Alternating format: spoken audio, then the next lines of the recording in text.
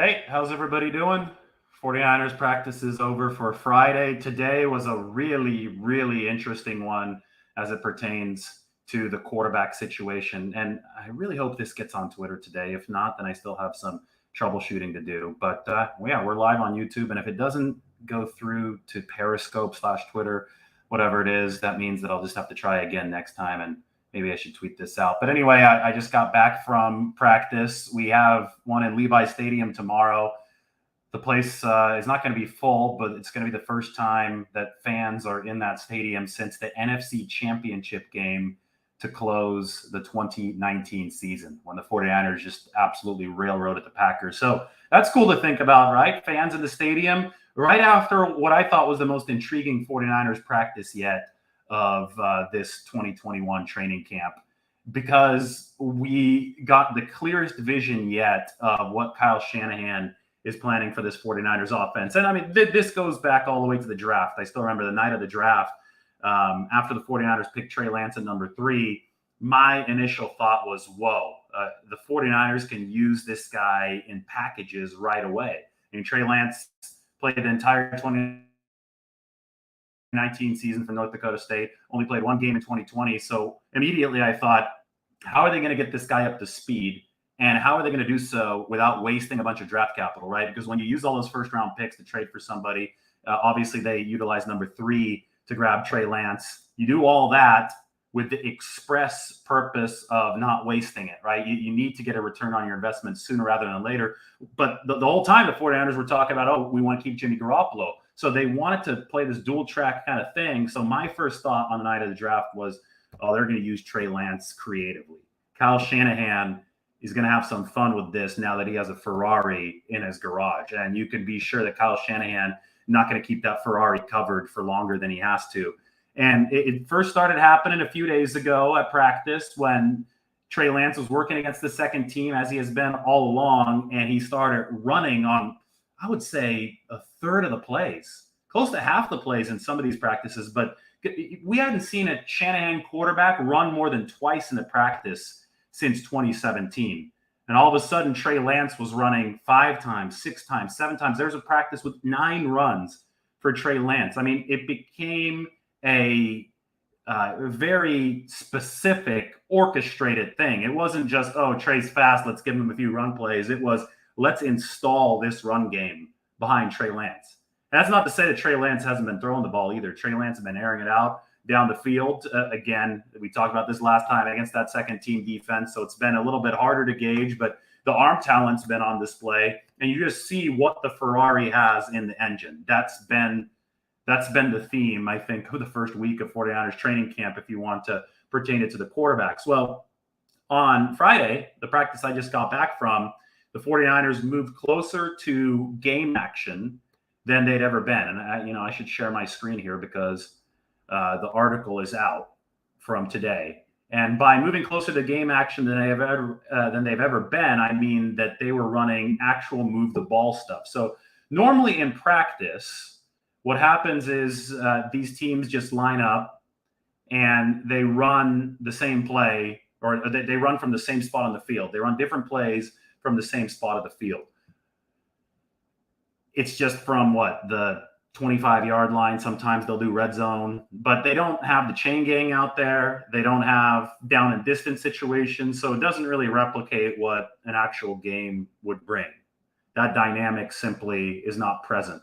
It's a more controlled environment, so Shanahan and the coaching staff can install the plays that they need to install. We saw a move the ball period for the first time today at the end of practice. So the chain gang was out there. The offense had to respond to down and distance, and it felt a whole lot more like an actual scrimmage and closer to an actual game than we've been at this point of 2020 training camp. Jimmy Garoppolo and the first team offense looked great in the move the ball period. Garoppolo was 3 for 3, efficiently got the ball downfield, once to Ayuk, once to Kyle Juszczyk, once to Deebo Samuel. Garoppolo in general was very in command of the run game, I thought, today. He knew what he was doing at the line of scrimmage, and it was just very obvious that the 49ers first team offense was flowing in the way that it was supposed to. However, when Trey Lance got out there, he was 2 for 6, and he looked like, the timing wasn't there. He just wasn't wasn't nearly as refined as when Jimmy Garoppolo was there. And I mean, this threw some people off on Twitter, obviously. You know, you have the whole situation on social media where everybody lives and dies by one tweet. So one day Trey Lance goes 13-14 in standard team period stuff, and everybody thinks that, oh, he's ready to be the next Patrick Mahomes. Why don't we start him? And then people find out that he missed 4 straight passes to conclude the move the ball portion of practice, and you know, people are freaking out thinking that Trey Lance is a bust. I mean, it seems that this just vacillates in an unhealthy way from extreme to extreme, where, you know, neither of those two things is true. The middle usually is true in situations like this when people are rushing off to both extremes. And the middle in this situation is the 49ers are exactly where they want Trey Lance to be. He displayed that extremely impressive physical skill set over the past several practices, and then they got into more game-like stuff today, and he looked a bit more like a rookie. And that's why Jimmy Garoppolo is still on the team. And that's why Jimmy Garoppolo looked better in the stuff that, you know, a veteran's experience and a veteran's knowledge of the offense and a command of those intricacies that Kyle Shanahan has in that playbook. That's where they shine through. So I thought that we saw the parallel path perfectly, because right after practice today, Kyle Shanahan came out and said, kept secret of all time based on what I've seen at practice, but Kyle Shanahan said there will be game day packages for Trey Lance, and everybody went crazy, right? People love that from Kyle Shanahan. I think it's been obvious for months. And when you look at what the 49ers are doing in practice, I think it's obvious too. They are concertedly giving Lance a look at his group of plays.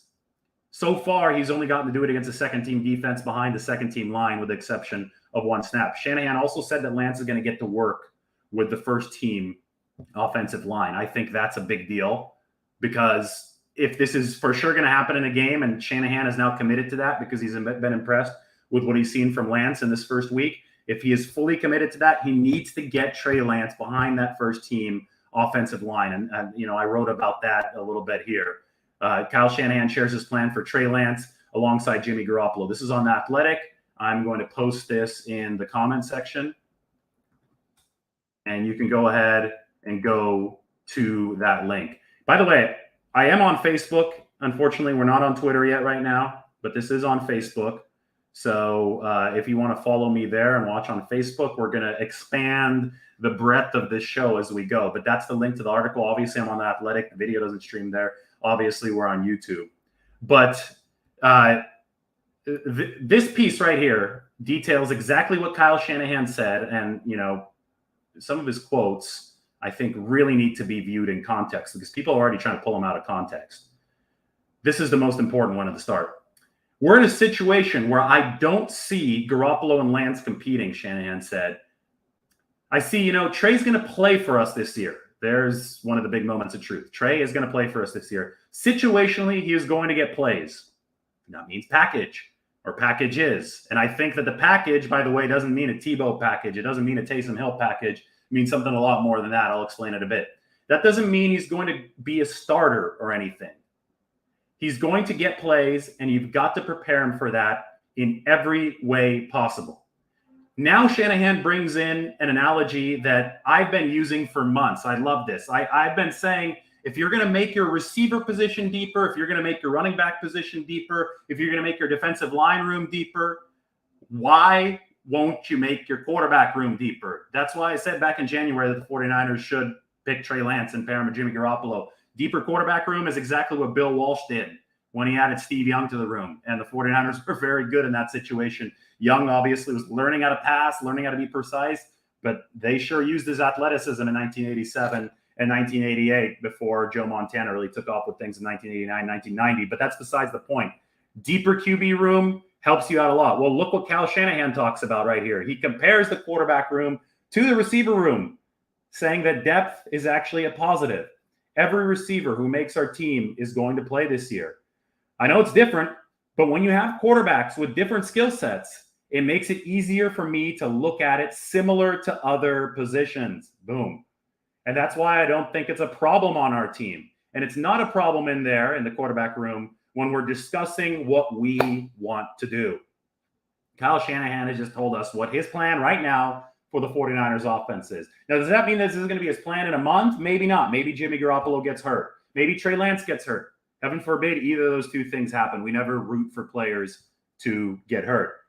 Maybe Trey Lance goes out there on August 14th and turns into the second coming of Joe Montana as far as his ability to precisely dissect the defense and read everything. And he turbocharges in his development. And all of a sudden the 49ers are like, oh, well, we got to start this guy. I mean, it goes back to what Aaron Rodgers says. There are no absolutes in the NFL. Anything could happen. Trey Lance is progressing, very well. It's probably never smart to doubt or bet against a player of his talent. So we'll see what happens. But Shanahan is playing the likeliest cards on the table right now. And the likeliest cards are that Trey Lance is going to have some rough moments, just like he did today at practice on Friday in the move the ball drills. And Shanahan knows that he has a known commodity in Jimmy Garoppolo when healthy. And he thinks that he can create an indestructible pairing between the two. He thinks that he can have Garoppolo in there for the precision plays to manage the run game, and then Trey Lance in there to come and flash that potentially transcendent athleticism. That's what I meant the other day when I meant parallel paths. They're not looking at it as this battle right now. The 49ers aren't. They're looking at this as this holistic, great way to make a very effective offense. Now, I don't think this is ever going to be a battle, because when Trey Lance shows that he's fully ready to start, when he gives the 49ers the best chance to win and take every single one of those snaps and not just his package snaps, he's just going to start. There's not going to be some kind of battle where the 49ers know what they have with Jimmy Garoppolo, and they're figuring out what they have with Trey Lance. And over this first week, they've figured out enough to be sure that they want to give him those packages. And then, you can put your own timetable on it. We'll see when they want to give him more. But in all likelihood, I think if you look at the Patrick Mahomes model in Kansas City, it might be that full season. I don't know exactly what it's going to be, but I think that the 49ers' overarching long-term plan, when they had a budget for this with a salary cap, when they had to chart what 2022 is going to look like, I think they thought Lance packages for 2021, maybe a growing role. You hope that nobody gets hurt. You hope that both Garoppolo and Lance stay healthy. Lance full-time starter in 2022, free up the money, go and sign Nick Bosa, do whatever else you have to do. But today was about the parallel paths. I saw it at practice, and I'll tell you what, I think the 49ers, as we speak right now, are very happy that they have both of these guys, Jimmy Garoppolo and Trey Lance, on their roster. Time for some questions. Let's see what people are saying.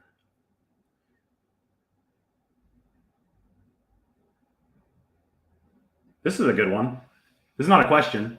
Wide receiver depth is nasty. I agree with you. Wide receiver depth with Juwan Jennings coming back today, with Jalen Hurd actually healthy, with the existing guys, Ayuk and Deebo Samuel. Remember, we were talking about Mohamed Sanu on day one of training camp after Jimmy Garoppolo cursed while praising him. The depth isn't bad there. It was a question mark because we weren't sure, where Jalen Hurd would be. Juwan Jennings, still an unknown commodity. Today, Jimmy Garoppolo hit Juwan Jennings on a nice pass. In fact, I should find that one up here on my Twitter for you guys. Let's watch that. Somebody tweeted that. Well, I got it in my story. Why don't we just watch it in my story? Gotta share the screen again. Thought Juwan Jennings looks big and physical. Here he is. Hopefully you can see that. Deeper pass from Jimmy Garoppolo. It's Juwan Jennings in stride. And right there, you can see the body. I'm going to make this bigger. Let's make this the full screen.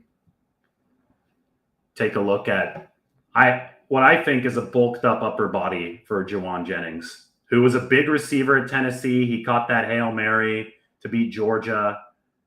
Obviously a respected player in the SEC as far as the dog in him. And he was hurt last year. And the 49ers, they don't expect a speedster out of Juwan Jennings. They expect a guy that's going to make some contested catches, that's going to block, that's going to be a physical presence. I mean, this is something that Kyle Shanahan has really emphasized in the receiver room. I think the small slot receiver experiment with Trent Taylor, guys like that, back in 2017, 49ers are the smallest receiving group in the league. Now it might be the biggest receiving group in the league. That small slot receiver experiment's over, especially if they're transitioning to Lance for the long term. They wanted their Wes Welker when Jimmy Garoppolo was there, and they're operating the Patriot style system, right? And Trent Taylor, I thought, was a good player for the 49ers when he was healthy. The problem was they were just never able to stay healthy, and I think that's correlated with the lack of size. So I think Shanahan's over that, although ironically, Jalen Hurd and Juwan Jennings, two of their biggest receivers, were out of all of last season with injuries. So I guess maybe injuries aren't correlated with size, but either way, Kyle Shanahan wants size at that wide receiver number 3 spot. The offense has transitioned from the New England style slot guy to the big guys who can block. And you can count on Jalen Hurd to block. You can count on Juwan Jennings to block. You can count on Mohamed Sanu to block. This is a big 49ers receiver room now, especially at that big slot position. And that just makes the offense do what Kyle Shanahan wants it to do, and that is operate smoothly on the ground. Yeah, and the Jennings bio does sound similar to Jalen Hurd's. I think that Hurd is a little bit faster than Juwan Jennings. And I mean, Jalen Hurd's bio is crazy because he played power back in the SEC. Power back in the SEC, outside wide receiver in the Big 12. I mean, the guy's a cyborg. The resume for Jalen Hurd is cyborg. Now he's breaking down a lot, so you got to keep him healthy. But you don't see SEC power back / Big 12 outside wide receiver in the same breath often at all. So if he stays healthy, this is going to make an impact. We saw it against the Cowboys a couple years ago. He looks good now. And hey, I'm talking on the day that Jalen Hurd made his first catch since 2019 in practice. So that was cool. Hurd is getting pretty, I mean, and this ties into what you just asked. Jalen Hurd is getting targets. This is a health decision from the 49ers training staff. They put him into team drills a couple days ago, but they intentionally did not throw the ball his way. The 49ers, as they're working Jalen Hurd back in, would make plays go in opposite directions from where Jalen Hurd was lined up, just so we could run the route, get used to the game speed. Today was the next milestone for Jalen Hurd. Today, they ran the play in his direction, and Nate Sudfeld completed a little crosser to him. Intermediate crossing route, Jalen Hurd made the catch. I don't think there was any contact on the play, maybe just a light hit. I mean, it just got Jalen Hurd back into the flow. Tomorrow, Levi stayed in for Dwight Clark Day. Maybe we see a little bit more. Or maybe Jalen Hurd gets a scheduled day off. I don't know how they're going to manage it. This is a piecemeal approach. The 49ers, I mean, we're on August 6th. The 49ers don't play until September 12th in the regular season at Detroit. There's no reason to rush anything now with a guy like Jalen Hurd or Dee Ford, but Dee Ford is looking good in practice. I'll tell you that. And he detailed some of his back recovery today after practice. Still no reason to rush anything Nick Bosa. We haven't seen Nick Bosa yet in team drills. I would expect to see it soon, yes, but I wouldn't be concerned if it doesn't happen this week. I wouldn't be concerned if we don't see Nick Bosa in the first preseason game. Guys, there is time. There's still over a month before that first game. And the 49ers, you can't have your cake and eat it too. You know, a lot of people try to criticize the 49ers training staff for allowing too many injuries, and then they get mad at the training staff for not, you know, bringing these guys back quickly. They should slow play this. They're doing what they can to avoid the disaster that was 2020. Aaron Banks looked pretty good today. He's still with the second team. The most reassuring news I've gotten regarding Aaron Banks has been from 49ers offensive coordinator Mike McDaniel, who said that there is a plan to work Aaron Banks in with the first team at some point in the coming days. I don't know exactly when it's going to be. He's a steady second team right guard right now. I saw a nice block on a screen pass to Wayne Gallman today for the second team by Aaron Banks, the rookie. That's about all that I could, talk about with a lot of confidence, because we just haven't seen him play against the level of competition he's going to have to play out if he's going to work out as a second-round draft pick for the 49ers. But McDaniel said that we should expect Banks to be in there with that first team at some point. So we'll keep our eyes open for that. Any more questions? I just want to go through the Garoppolo thing, do a 15, 20-minute show, talk about how Lance is going to factor into those plans. Thought it was a telling day. I hope you can check out the article. And it doesn't look like there's any more questions. It's Friday, 6:30. Going to head out to the pool hall right now here in San Francisco, play some pool, and have a good day. There's, one more question. I don't know. I don't think there's any free agents right now the 49ers should grab, because, any guys that really stand out to me, because everybody that would fit on this team right now is a minimum deal kind of guy. And I think that's the situation the 49ers are in. Jordan Matthews got a minimum deal. All these other guys they're signing from day to day are minimum deal guys. So why don't we wait till preseason happens? Some injuries might happen, and then some things will change. I'll end up with this one. How did Kinlaw look? Kinlaw looked big. The guy's huge, and he's back out on the field. All right, guys. Thanks. Have a great Friday. And maybe see some of you out at Levi Stadium tomorrow. If you see me, come and say hi. Take care.